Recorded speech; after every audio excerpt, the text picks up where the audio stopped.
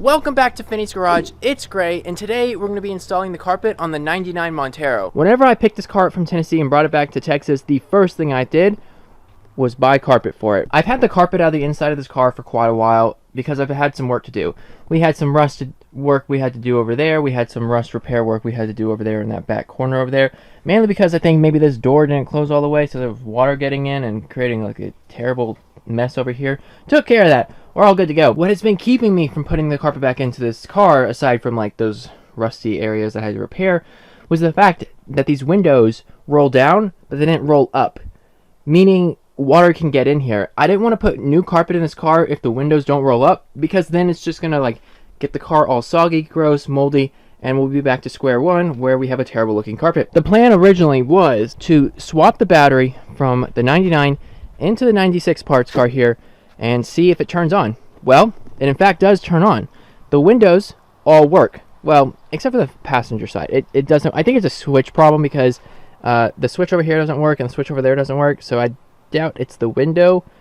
So all these windows do roll down, but they roll up, but they don't work like new. They're definitely so much better than this car. These cars, like these windows won't roll up at all.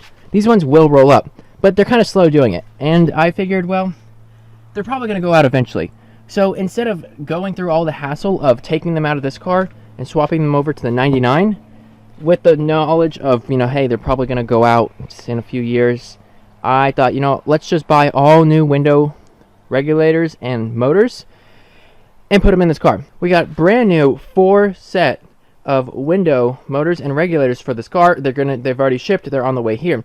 So I thought, in the meantime, since it is like 105 degrees every single day out here in Texas, it's not going to rain anytime soon, and since those window regulators and motors are on the way, why don't we swap in the carpet right now, get it knocked out of the way, so we can start putting the interior back in this car. For today, vacuum the inside of the car, clean it up a little bit, put the carpet in, and then start putting the interior back in. You can see the trim panel over there is missing, and then like obviously this is missing, and that one as well. So we'll see how much work we can get done today and see what it looks like at the end of it. But this is what it looks like so far.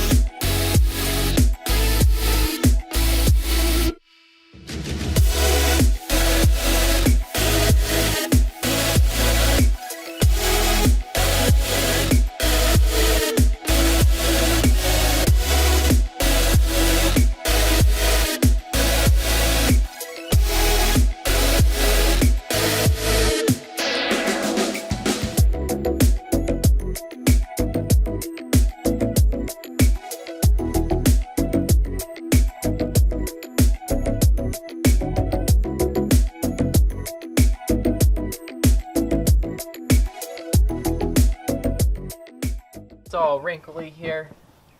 It's been kind of a pain to get out, so I will just let this sit in the sun for a little bit, loosen up. So last night it surprisingly rained, so I had to put the carpet inside the car. I kind of laid it out how it is, but it's not perfect, especially since it's not cut for the center console. It's kind of like humping over. But we have this matting that we have to put underneath the carpet. It's to help deafen the sound, help with temperatures and everything like that. But you can see it's a little too wide, so I'm gonna cut it just before the transmission hump, and then we should have a thin slither of the stuff, and then the carpet should lay over it really well. I'm leaving a bit of excess on this in case we need to trim it back. Cut it right here just before the hump. That way it doesn't get in the way of the center console, and it won't leave like a weird line. Since there is carpet here, I might actually just cut it up as I'm gonna come down from up here, just like that. You're gonna see that on the sides of it, it kind of angles in like this, and that's because the center console up there is not cut out. So it's big old hump and it's pulling tension in. I've surprisingly still have the old carpet left. I've just measured it, and let me tell you, this is going to be pretty interesting trying to transfer over these measurements to this new carpet over here. So this carpet is actually smaller than this, and I knew that because there's always excess. So we got about 3 inches we got to cut off this side, 3 inches we got to cut off of that side, and it's 5 inches too long. Now you guys can see how disgusting and dirty it is when I refer to it looking like maple syrup. Yeah, I don't even know how it got that dirty. We are going to try and take a tape measure and transfer over these measurements over to this carpet here.